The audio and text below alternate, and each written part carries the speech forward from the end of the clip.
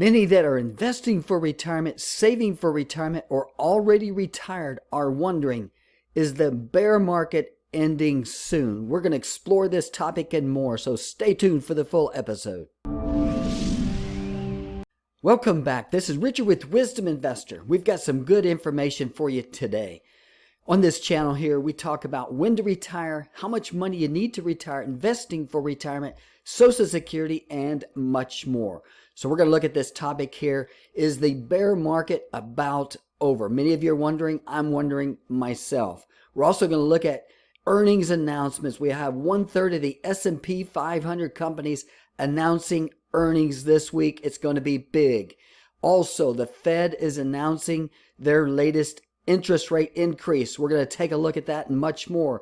Thanks for watching. Let's start off today. Let's take a look at the past bear markets. Lessons from every bear market since 1929. On this chart here, we're going to look at the peak date of the high and the trough date. And also in the middle here is the percentage decline in the S&P 500. And then the far right is the number of days from peak to trough. Now we're going to scroll down and look at the most current history on bear markets here. We're going to focus here starting from 1980 to 1982. This happens to be the bear market that's most similar to the situation we're in today. They had very high interest rates. The bear market from peak to trough was down 27.1%. It lasted 622 days. If we look at the bear market in 1987, it was down 33%, lasted 101 days. In 2002, from peak to trough, it was down 49.1%, 929 days. 2007 to 2009, peak to trough, down 56.8%,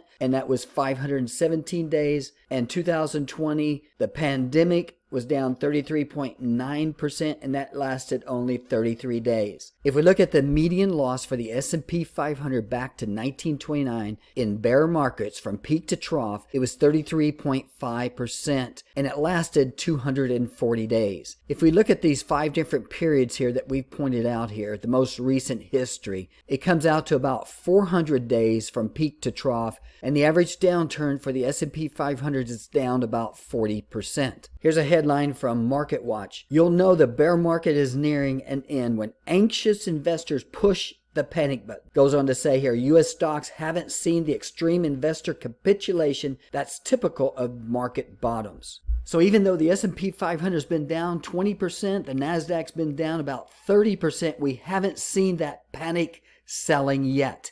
Here's a headline regarding Facebook. Facebook's stumbling ad business lies at the center of big tech earnings week. Another headline, earnings playbook. The investing game plan as Apple and Alphabet lead the busiest week of the season. We have some earnings announcements from some of the huge technology companies. Google's announcing earnings this week. Facebook, also Apple, Amazon are announcing earnings. So this is going to be huge in the markets this week. In addition to earnings, on Wednesday, we have the Fed interest rates increase. So we'll have to watch and see how the markets respond to this.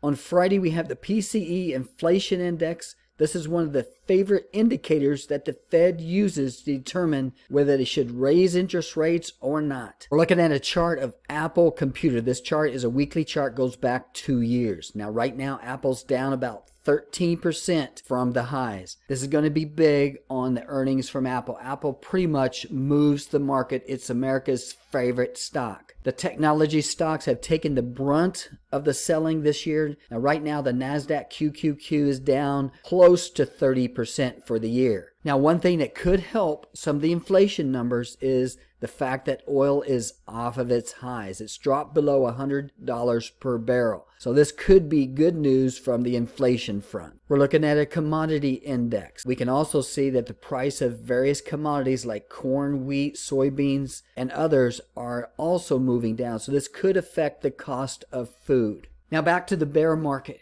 If you're hearing people want to jump in and buy the lows, then typically that's not a sign the bear market's over.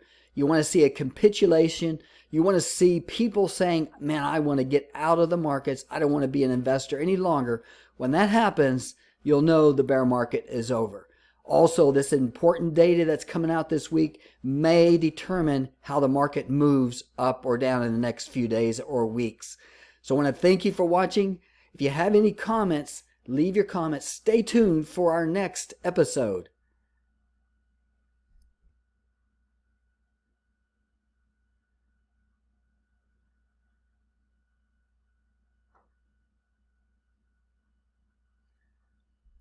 Thanks for watching.